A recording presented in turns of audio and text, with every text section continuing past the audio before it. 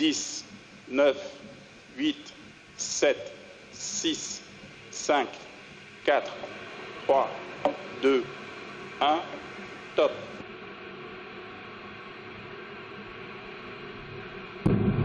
Allumage Vulcain.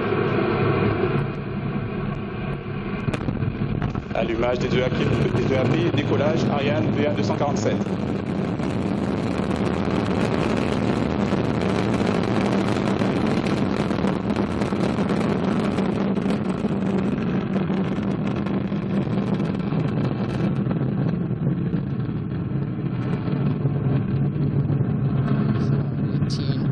Local time and right on time. La propulsion est nominale. Mission, lifting off from the ground here in French Guiana with a lot of fire, carrying 2 new satellites.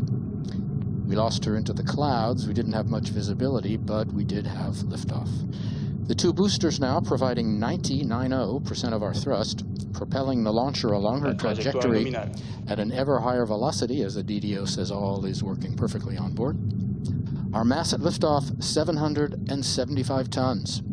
And to get that sort of weight off the ground, you need a lot of push, and push we have. She's burning 5 tons of fuel every second.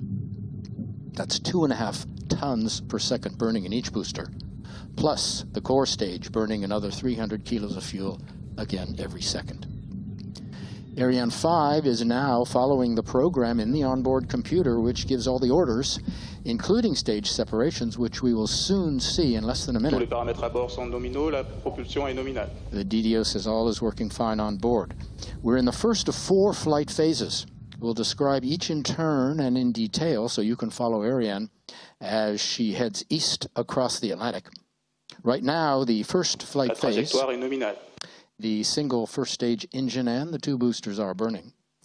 The boosters will each consume their 240 tons in just over 2 minutes.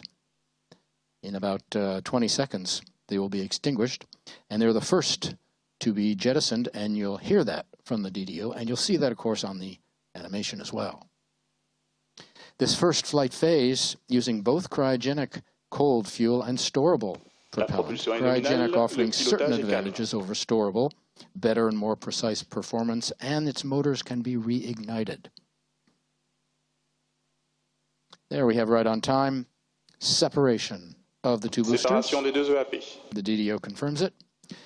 They fall 500 kilometers from shore into a protected area. Give you an idea what it looks like from the onboard camera.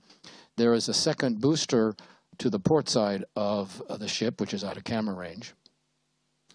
French Guiana was in part chosen as a base for its opening on the water, launches posing no threat to the local population. We'll have more on that coming up. For now, on the bottom of your screen, take a look on the left, our altitude approaching 100 kilometers, and on the right, our speed. We've passed 2 kilometers per second. The speed we need for satellite separation, roughly 9 kilometers per second, so keep your eyes on the numbers. And when we near the region of 9 kilometers per second, we're getting near satellite separation. Fairing separation has come right on time. Coming up on extinction of the upper stage engine. In just a few seconds, you will hear the DDO confirm that. Extinction de l'étage supérieur cryotechnique. DDO has confirmed it. You'll see the nozzle shutting down on the animation. And we are into the final flight phase, non-powered.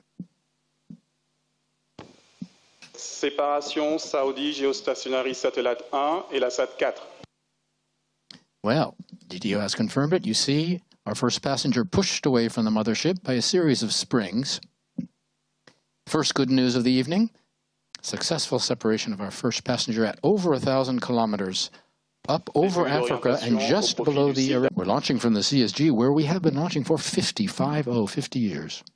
And during those 5 decades, we've launched more than half the telecommunication satellites in operation today. Waiting for confirmation from the DDO on separation of our lower passenger. Séparation GSAT-31. And there you have the final good news. And you heard the applause from people here in Jupiter, handshakes. all around, champagne forthcoming,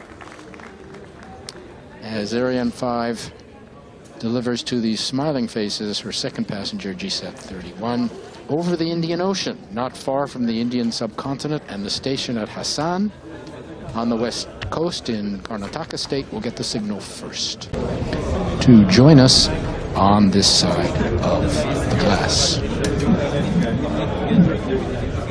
So a very big night for India, for